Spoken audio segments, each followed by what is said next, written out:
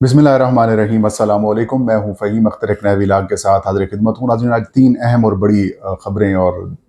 दिलचस्प किस्म के मामलात आज इस्लामाबाद में हुए हैं, उनका अहवाल आपके साथ शेयर करेंगे। तहरीक इंसाफ के मरकज़ी सेक्रेटेरिएट के ऊपर आज इस्लामाबाद पुलिस और दीगर कानून नाफिज करने वाले इदारों ने रेड किया है और PTI के सेक्रेटरी इत्तलात रऊफ़ हसन समेत तकरीबन 10 तहरीक इंसाफ के जो वर्कर्स और जो वहाँ पर काम करने वाले लोग हैं उनको गिरफ़्तार कर लिया गया है। इस रेड का मकसद क्या था वो आपके साथ शेयर करेंगे और अगला आला है अमल क्या होगा वो भी बताएंगे। इसके अलावा बानी पाकिस्तान तहरीक इंसाफ इमरान खान साहब ने आज दो बल्कि तीन अहम और बड़ी मंजूरियां जो हैं वो दे दी हैं और उसमें election commission, chief justice of Pakistan और chief justice Islamabad high court, इनके खिलाफ कानूनी महाज खोलने का पाकिस्तान तहरीक इंसाफ ने फैसला कर लिया है। और साथ में मखसूस नशिस्तों की के हवाले से सुप्रीम कोर्ट का फैसला था उसके ऊपर इलेक्शन कमीशन ऑफ पाकिस्तान अब डंडी मारना बाज़ाब्ता तौर पर शुरू हो चुका है। 10 दिन गुजर चुके हैं, अभी तक इलेक्शन कमीशन तहरीक इंसाफ को मखसूस नशिस्तें देने के फैसले के ऊपर अमल दरामद नहीं कर सका। क्या वजूहात हैं और क्या करने वाला है इलेक्शन कमीशन, वो आपके साथ मालूमात शेयर करेंगे। आगाज़ करते हैं तहरीक इंसाफ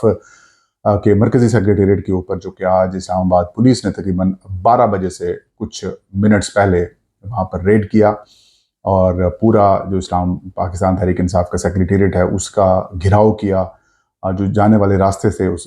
सेक्रेटेरिएट को जाने वाले रास्ते के ऊपर इस्लामाबाद पुलिस और ट्रैफिक पुलिस के एहलकार तैनात कर दिए गए और चारों तरफ से तहरीक इंसाफ के इस दफ्तर को घेर कर वहाँ पर सर्च ऑपरेशन किया गया और रेड किया गया। जब वहाँ पर पहुँचे इस्लामाबाद पुलिस के एहलकार तो बैरिस्टर गौहर और जो तहरीक इंसाफ के सेक्रेटरी इत्तलात हैं रऊफ़ हसन साहब वहाँ पर वो मौजूद थे। इसके अलावा और भी जो दीगर स्टाफ काम करने वाला है वो भी वहाँ पर मौजूद था। जो रऊफ़ हसन हूँ या फिर बैरिस्टर गौहर हूँ, उन्होंने उनसे पूछा कि आपके पास कोई सर्च वारंट है, आपके पास कोई अरेस्ट वारंट है, क्या करने आप यहाँ पर आए हैं, क्या इल्ज़ाम क्या है, मुकदमा क्या है, तफ्तीश क्या है, किस मामले के ऊपर आप इन्वेस्टिगेशन कर रहे हैं। तो उन्होंने कहा कि आप बस हमारे साथ चलें। उसके बाद जो तहरीक इंसाफ का मीडिया सेल और डिजिटल मीडिया सेल बना हुआ था वहाँ पर भी रेड किया गया और वहाँ से कंप्यूटर्स और जो दीगर मवाद था वो उठा लिया गया और रऊफ़ हसन साहब को भी गिरफ्तार कर लिया गया। रऊफ़ हसन के साथ साथ तहरीक इंसाफ के और जो रहनुमा थे वहाँ पर मौजूद उनको भी गिरफ्तार कर लिया गया। जो स्टाफ के एहलकार थे वो भी उनको उठा लिया गया, वहाँ से ले गए और साथ में बैरिस्टर गौहर को भी पहले हिरासत में लिया गया, लेकिन बाद में उनको कहा गया कि आप किसी मुकदमे में मतलूब नहीं है, लिहाजा आप जो है वो चले जाएं। उसके बाद बैरिस्टर गौहर फौरी अपने घर पहुँचे। घर पहुँचने के बाद पार्लियामेंट हाउस पहुँचे, वहाँ पर तहरीक इंसाफ के रहनुमाओं का इजलास हुआ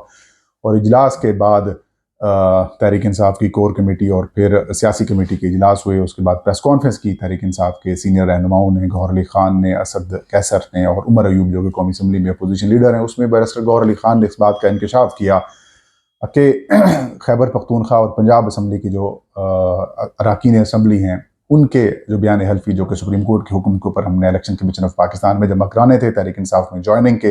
वो पुलिस ने अपने कब्जे में ले लिए हैं और 10 के करीब हमारे लोगों को गिरफ्तार कर लिया है। ये बड़ा एक इंटरेस्टिंग और बड़ी खौफनाक किस्म की मालूमात हैं,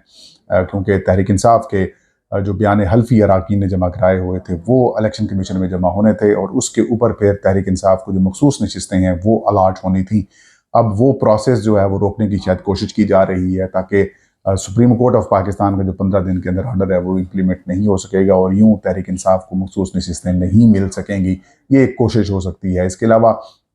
जैसे ही सर्च ऑपरेशन जारी था तो एक ज़राए से खबरें चलवाई गई कि तहरीक इंसाफ के जो डिजिटल मीडिया सेल है उसके वो एक हब बना हुआ था डिसइंफॉर्मेशन का, मिस इन्फॉर्मेशन का, और यहाँ से रियासत मुखालिफ सरगर्मियाँ या फिर उनको परवान चढ़ाया जाता था या फिर प्रोपोगेट किया जाता था। फिर उसके बाद DGISPR की प्रेस कॉन्फ्रेंस हुई, उस प्रेस कॉन्फ्रेंस में भी एक नया खिताब दिया गया कि ये डिजिटल दहशतगर्द हैं और उसको फिज़िकल दहशतगर्दी के साथ लिंक करने की कोशिश की गई। बनू वाक़े के ऊपर भी उन्होंने कुछ बातें की और फिर काफ़ी ज़्यादा तनकीद का भी निशाना बनाया। तो यूँ एक कहानी लिंक करने की कोशिश की गई, शायद आगे जाकर तहरीक इंसाफ को बनू वाक़े को की आड़ में उनके ऊपर पाबंदी लगाने की कोशिश की जाए, लेकिन पाबंदी लगाने से भी कुछ नहीं होता। बेसिकली बात बयानिए की होती है, अगर आपके पास बयानिया ना हो तो फिर आप किसी किस्म की कोई कार्रवाई काम जो भी करेंगे उल्टा आपके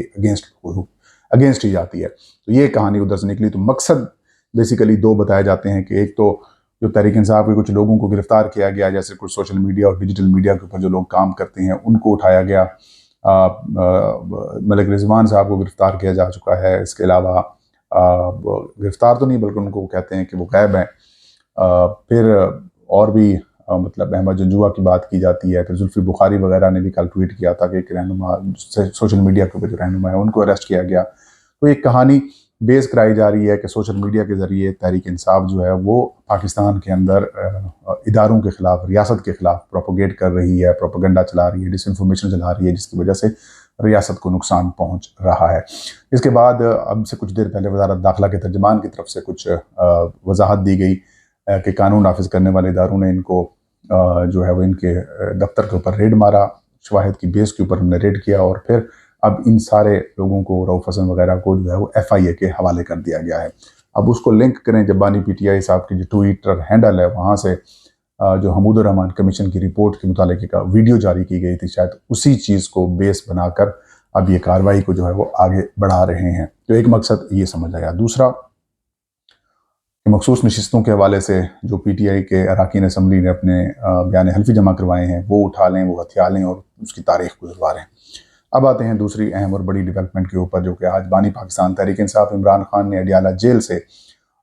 3 اہم منظوریاں دی ہیں۔ ایک تو چیف جسٹس اسلام آباد ہائی کورٹ جسٹس عامر فاروق کے خلاف ریفرنس دائر کرنے کا فیصلہ کیا گیا ہے تحریک انصاف کی جانب سے، اس کی باضابطہ منظوری دے دی گئی ہے۔ اس ریفرنس میں جو مس کنڈکٹ ہے جسٹس عامر فاروق صاحب کا، وہ اس کو ہائی لائٹ کیا جائے گا، بالخصوص ٹریان وائٹ کیس کے اندر جو کہ فیصلہ واپس لیا گیا، پھر اس کے بعد تاخیر کا شکار کیا گیا، اور پھر PTI سے متعلق معاملات کے اندر جو جانبداری دکھائی جاتی ہے اس معاملے کو بھی جو ہے اس میں ہائی لائٹ کیا جائے گا۔ ججز کے خط اور اس کے بعد معاملات جو ہیں ان کو بھی ہائی لائٹ کیا جائے گا، تو وہ ریفرنس دائر کرنے کی منظوری دی گئی ہے۔ لیگل ٹیم اب ان کے خلاف ریفرنس دائر کرے گی، سپریم جوڈیشل کونسل میں درخواست دائر کرے گی بیسیکلی۔ اس کے علاوہ چیف الیکشن کمشنر سکندر سلطان راجہ اور الیکشن کمیشن آف پاکستان کے جو 4 ممبران ہیں ان کے خلاف بھی ریفرنس دائر کرنے کی عمران خان صاحب نے منظوری دے دی ہے۔ اب اس منظوری کے بعد لیگل ٹیم اپنی پروسیڈنگ شروع کرے گی، اپنی کارروائی شروع کرے گی۔ اس ریفرنس میں بھی، درخواست میں بھی موقف اختیار کیا جائے گا۔ سپریم کورٹ آف پاکستان کا جو فیصلہ تھا جس میں انہوں نے کہا کہ تحریک انصاف کو بلے کا نشان دینے سے متعلق، یا پھر انٹرا پارٹی انتخابات کیس میں جو غلط تشریح کی ہے اور سپریم کورٹ آف پاکستان کے ججز نے تشریح کی ہے اس سارے معاملے میں، وہ چیز یا فیصلے میں جو لکھا گیا کہ الیکشن کمیشن نے غلط تشریح کی ہے اور PTI کو انتخابی نشان سے محروم کیا گیا، پارٹی ایفیلیشن سے منسوب جو ان کو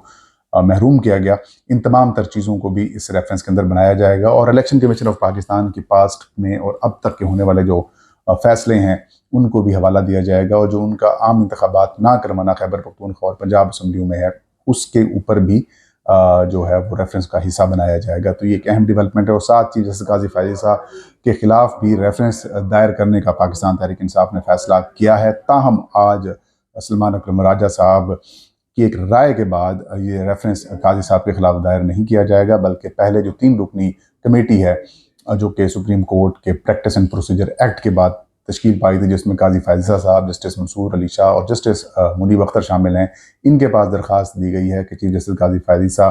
کے اوپر ہم اعتراض کر رہے ہیں کہ وہ پاکستان تحریک انصاف اور بانی پاکستان تحریک انصاف سے متعلق جتنے بھی کیسز ہیں ان میں وہ نہ بیٹھیں۔ 10 نکات کے اوپر اعتراض جو ہے وہ لگایا ہے بانی PTI کی طرف سے، اور یہ کہا گیا ہے کہ ان کی جو اہلیہ ہیں سرینا عیسیٰ، ان کی باتیں بھی موجود ہیں، اور ماضی میں سپریم کورٹ آف پاکستان کا ایک فیصلہ بھی موجود ہے کہ عمران خان جب وزیر اعظم تھے تو ان سے متعلق کیسز نہ سنے، عمران خان نے ان کے خلاف یا پھر پاکستان تحریک انصاف کی حکومت نے ان کے چیف جسٹس کے خلاف ریفرنس دائر کیا تھا، وہ بھی چیزیں موجود ہیں، اور بھی بڑے معاملات جو ہے اس کو شامل کیا گیا ہے۔ اور اب یہ درخواست دے دی گئی ہے، بلکہ جو کمیٹی ہے اس کے پاس، کہ آپ چیف جسٹس قاضی فائزی صاحب PTI اور عمران خان سے متعلق معاملات یا کیسز میں نہ بیٹھیں۔ اگر وہ الگ ہوتے ہیں بینچز سے تو ویل اینڈ گڈ، اگر الگ نہیں ہوتے تو پھر تحریک انصاف ان کے خلاف بھی ریفرنس جو ہے وہ دوسرے مرحلے کے اندر دائر کرے گی۔ اب آتے ہیں تیسری اور اہم development, supreme court of Pakistan نے مخصوص نشستیں تحریک انصاف کو دینے کا 12 جولائی کو فیصلہ دیا، اور 10 دن گزر چکے ہیں، لیکن الیکشن کمیشن آف پاکستان ابھی تک تاخیری حرب اختیار کر رہا ہے، اور ابھی تک تحریک انصاف کو مخصوص نشستیں دینے سے متعلق سپریم کورٹ کا جو فیصلہ تھا اس کے اوپر امپلیمنٹیشن نہیں کر سکا۔ ذرائع سے یہ خبر سامنے آئی ہے کہ پہلے مرحلے میں الیکشن کمیشن نے ان 77 یا پھر 76 اراکین قومی اور صوبائی اسمبلی کو ڈی نوٹیفائی کرنا تھا، جن کو اضافی طور پر PTI، پیپلز پارٹی، مسلم لیگ نون، جمعیت علماء اسلام، استحکام پاکستان پارٹی، کاف لیگ، ANP اور جو پاکستان تحریک انصاف پارلیمنٹیرین ہے، ان کو جو نشستیں دی گئی ہیں ان کو ڈی نوٹیفائی کرنا تھا۔ لیکن اب یہ بتایا جا رہا ہے کہ اس معاملے کو مشروط کر دیا گیا ہے کہ جو الیکشن کمیشن کی لیگل ٹیم ہے جب تک وہ اپروول نہیں دے گی، جب تک وہ کلیئرنس نہیں دے گی، تب تک ان کو ڈی نوٹیفائی نہیں کیا جائے گا۔ تو اب کہانی سیدھی سی یہ ہے کہ الیکشن کمیشن آف پاکستان چاہتا ہے کہ لیگل ٹیم جو ابہام ہے فیصلے کے اندر اس کو دور کرنے کے لیے سپریم کورٹ سے جب ان چیمبر رابطہ کرے گی یا پھر وہاں پر جو درخواست دے گی کہ اس ابہام کو کیسے دور کیا جائے، تو اس کے بعد یہ پھر سارے معاملات ہوں گے۔ خیر، امپلیمنٹیشن کا اعلان تو کیا ہوا ہے لیکن فی الحال امپلیمنٹیشن ہوتی ہوئی نظر نہیں آ رہی۔ امکان یہ ہے کہ اگلے 1 سے 2 دن کے اندر جو الیکشن کمیشن کی لیگل ٹیم ہے وہ اپنی تجاویز، سفارشات اور جو ابہام ہیں ان کو آئیڈینٹیفائی کرے گی، ان کی نشاندہی کرے گی، اور پھر الیکشن کمیشن کی منظوری کے بعد سپریم کورٹ کے جو 8 رکنی ججز کا فیصلہ تھا، بیسیکلی تو 13 رکنی بینچ تھا، اس میں 8 ججز نے کہا کہ اگر کوئی ایشو ہوتا ہے امپلیمنٹیشن میں تو کیونکہ اکثریتی فیصلہ وہی تھا تو پھر آپ ہم سے ان چیمبر رجوع کر سکتے ہیں۔ تو ہو سکتا ہے اگلے 2 سے 3 دن میں الیکشن کمیشن سپریم کورٹ سے ان چیمبر رجوع کرے، لیکن تب تک امپلیمنٹیشن نہیں کی جا رہی۔ یہ تھا آج کا ویلاگ، مجھے اجازت دیجیے، اللہ حافظ۔